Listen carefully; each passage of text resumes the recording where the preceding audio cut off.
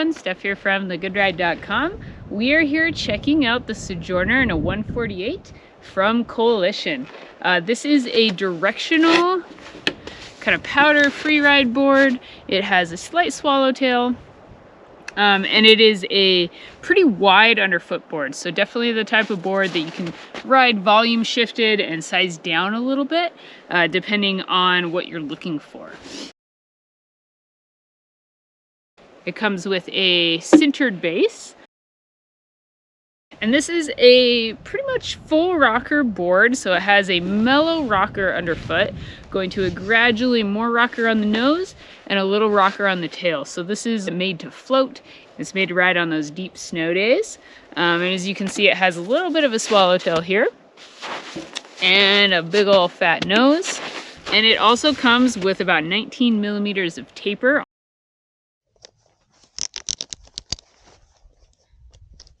So I didn't get this on a full-on powder day, but I did get it on a mini powder day, so I was able to feel it in some soft snow. And then I also rode it, you know, in some variable conditions and some steeps, a little bit all over mountain. It has a fairly stiff flex. I mean, it feels like a 7 or an 8 out of 10 flex, so it's pretty stiff. For sizing, it comes in a 143, a 148, and a 154. I felt for my specs, I felt like maybe the 143 would have been a little bit better and a little bit easier to maneuver on like hard pack conditions. It is fairly wide, so the 143 has a 245 millimeter waist width.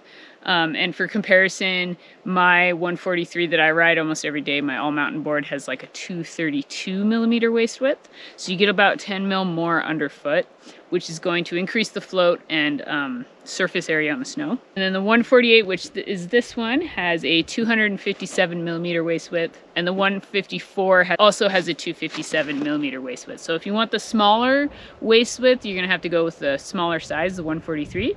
And then the 48 and the 54 both have the same waist width.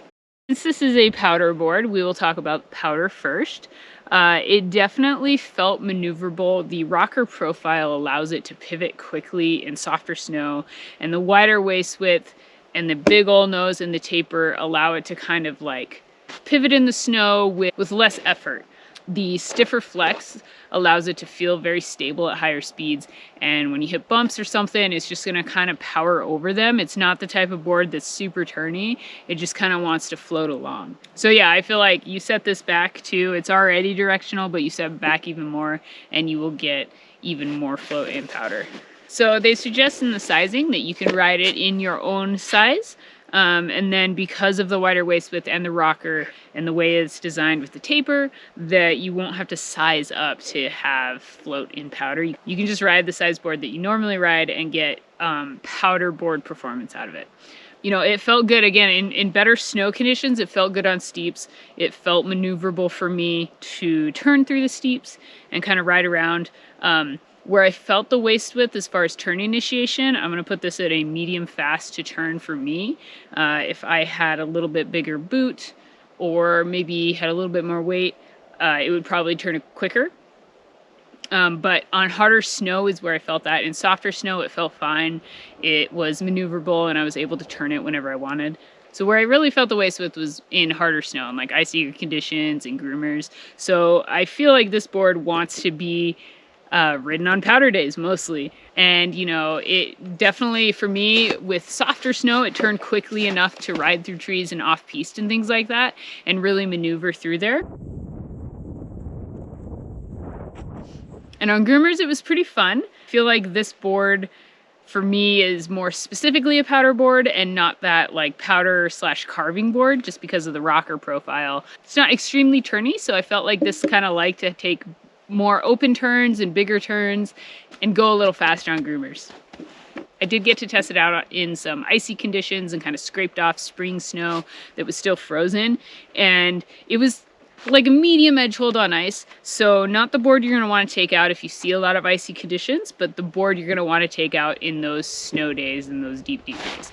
But you know, it had enough control to get you over the cruddy snow to get to the next powder stash if you needed it. You know, switch, it does have the rocker, and not a really aggressive swallowtail. So you do have the option, if you're riding down and you feel like you need to pivot around to get somewhere else, you can definitely do that with this board. It is maneuverable enough to kind of spin in a circle or ride switch if you need to do it. Because of the stiffer flex, for me, it only had a medium amount of pop. But if I did find something that would help me kind of bend the board for me, like a natural hit or a little wind lip, it had some pretty good energy there, and it is super stable in the landing. So good solid platform for like a rock drop or a little cliff drop or just like a wind lip. Yeah, and the cool thing is it does come in a split as well. So if you're looking for a wider kind of volume shifted board to take into the backcountry, it does come in a split. It does come in a split board. Oh, another feature that I like about this is it has a very textured top sheet. And from my experience, these types of top sheets seem to be very durable. It's not going to get those surface scratches that a glossy top sheet will get.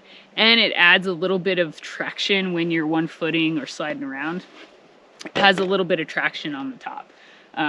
So I really like that it has the textured top sheet. I feel like it's going to hold up and be super durable. And overall, I feel like this board is definitely made well. It's pretty thick. If you look at the width of the board, it's a little bit thicker than a lot of other boards. So it's going to ride super damp. It's going to hold together at higher speeds and kind of absorb those chundery bumps. And then it does thin out towards the tip and the tail, but it's got a nice volume to it.